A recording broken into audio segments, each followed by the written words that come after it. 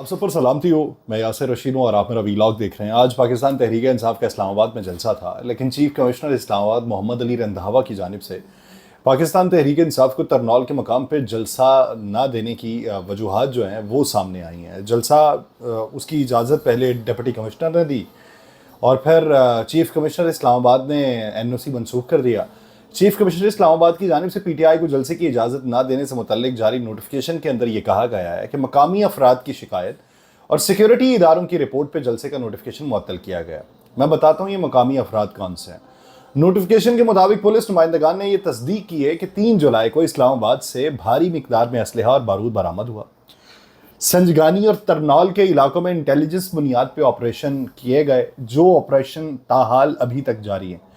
उसी एलामी में यह भी कहा गया कि इंटेलिजेंस एजेंसीज के नुमाइंदगान के मुताबिक मुहर्रम में सिक्योरिटी खतरात का सामना है और मुहर्रम के बायस जलसा महफूज बनाने के लिए सिक्योरिटी इदारों की अफरादी कुव्वत दस्तयाब नहीं है।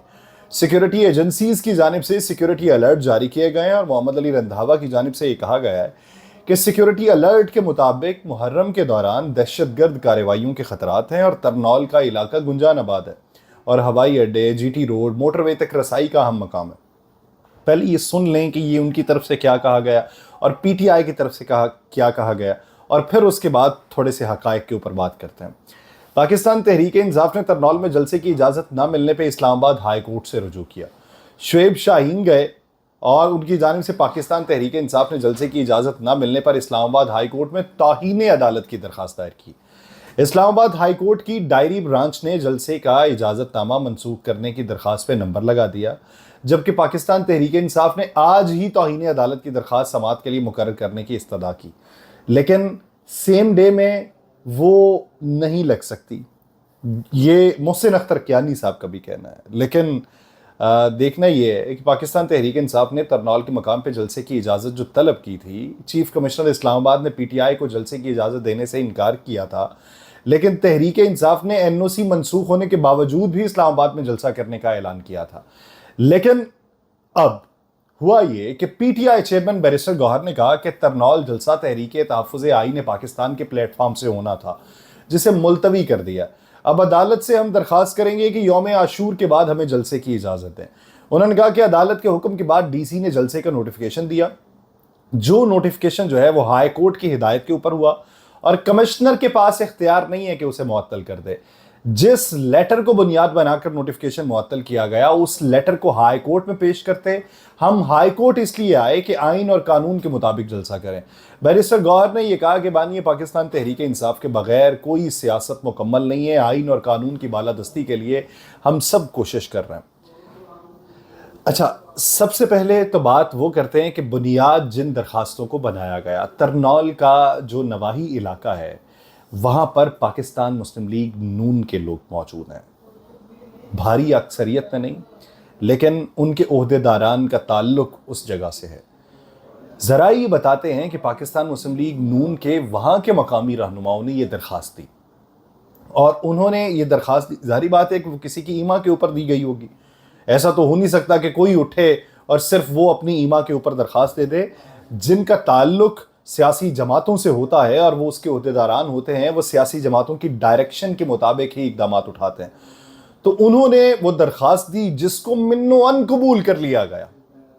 यानी एक बात तो ये कि 3 दिन पहले वो तारीख बताते हैं कि 3 तारीख को ये हुआ।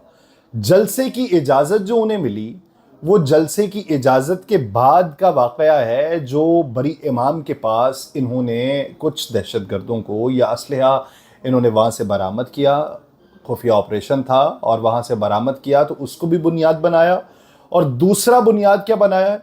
दूसरी बुनियाद ये बनाया है कि वहाँ पे जो मकामी लोग हैं उन्होंने दरख्वास्त दी थी और उसी दरख्वास्त की बुनियाद के ऊपर इन्होंने तरनौल में पाकिस्तान तहरीक इंसाफ का जलसा मुलतवी कर दिया। अब सवाल ये पैदा होता है कि जो बुनियादी जवाज़ उसमें बनाया गया कि सिक्योरिटी इदारों की नफरी जो है वो दूसरी जगहों पे लगी होगी, मुहर्रमुल हराम की सिक्योरिटी के ऊपर तैनात होगी, तो इन वजूहात की बुनियाद के ऊपर इन्हें सिक्योरिटी फराहम करना हमारे लिए मुश्किल हो जाएगा। तो सवाल ये पैदा होता है कि क्या 2 दिन पहले मालूम ये पड़ा है कि मुहर्रमुल हराम सर पे हैं?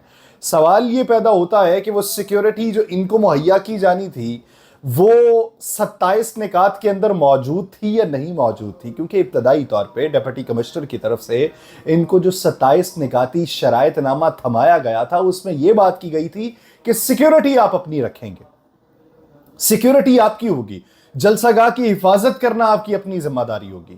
یہ اس 27 نکاتی جو شرائط نامہ تھا اس کے اندر یہ نقطہ درج تھا، اور اب آ کے یہ کہا جا رہا ہے کہ ہم ان کو سیکیورٹی فراہم نہیں کر سکتے تھے۔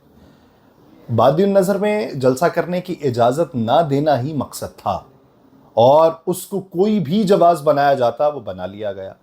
اس کے پیچھے کے محرکات یہ بھی ہیں کہ علی محمد خان کی جو تقریر ہے کل کے دن، اور انہوں نے خیبر پختونخوا میں ایک بڑا جلسہ کر ڈالا، کیونکہ یہ جلسہ اس لیے اہمیت کا حامل ہے کہ 8 فروری کے بعد پاکستان تحریک انصاف کا کوئی باقاعدہ جلسہ نہیں ہوا، اور 8 فروری سے پہلے بھی پاکستان تحریک انصاف کا کوئی جلسہ نہیں ہوا۔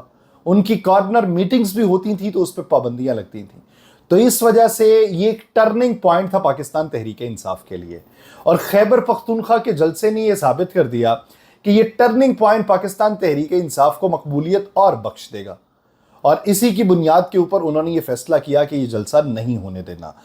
اب سوال یہ ہے کہ خیبر پختونخوا سے چلے ہوئے قافلے کیا وہ ان کی باتوں کے اوپر تکیہ کریں گے اور ان کی باتوں کو مانیں گے؟ کیونکہ بے شمار ٹویٹس اور سوشل میڈیا پہ چلنے والی کمپینز میں یہ ہے کہ ان کے لچھن صحیح نہیں ہیں، باقاعدہ طور پہ یہ لفظ استعمال ہو رہا ہے کہ ان کے لچھن صحیح نہیں ہیں۔ یہ جو ہماری اس وقت مرکزی قیادت ہے وہ کہتے ہیں کہ 12 سے 16 گھنٹے کا ہم نے سفر کیا ہے اور ہم پوری تیاری کے ساتھ آئے ہیں، اور ہم اپنے قائد کی آواز کے اوپر لبیک کہہ کر آئے ہیں۔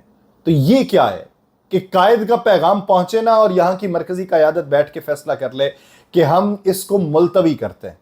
انہوں نے کہا کہ ہم ملتوی ہونے کی غرض سے وہاں سے اٹھ کر نہیں آئے تھے، پاکستان تحریک انصاف کی جو مقبولیت ہے یا اس کی جو عقیدت ہے ہم اس کو دیکھ کر آئے تھے، ہم اپنے قائد کی محبت میں آئے تھے۔ تو بہت سارے لوگ اس بات کے اوپر وزیدہ ہیں، وہ تو یہ بھی کہتے ہیں کہ بے شک 10 افراد ہی کیوں نہ ہوں، ہم ترنول کے مقام کے اوپر جلسہ کر کے رہیں گے۔ لیکن وفاقی حکومت کو پریشانیاں تو ہیں۔ پریشانیاں یہ ہیں کہ پنجاب سے اگر کسی طریقے سے روک بھی لیا جائے، اور جس طریقے سے علی امین گنڈاپور نے کل یہ کہہ دیا کہ خیبر پختونخوا کے قافلے جو ہیں وہ اسلام آباد کی سرحد سے ٹکرائیں گے، تو یہ کہاں پہ حکومت کو سوٹ کرتا ہے؟ حکومت کہاں پہ اس کی اجازت دے گی؟ قطعی طور پہ نہیں دے گی۔ حکومت کی اپنی ہوا بہت زیادہ ٹائٹ ہے، تو حکومت تو اپنی ہی پریشانیوں کے اندر مبتلا ہے۔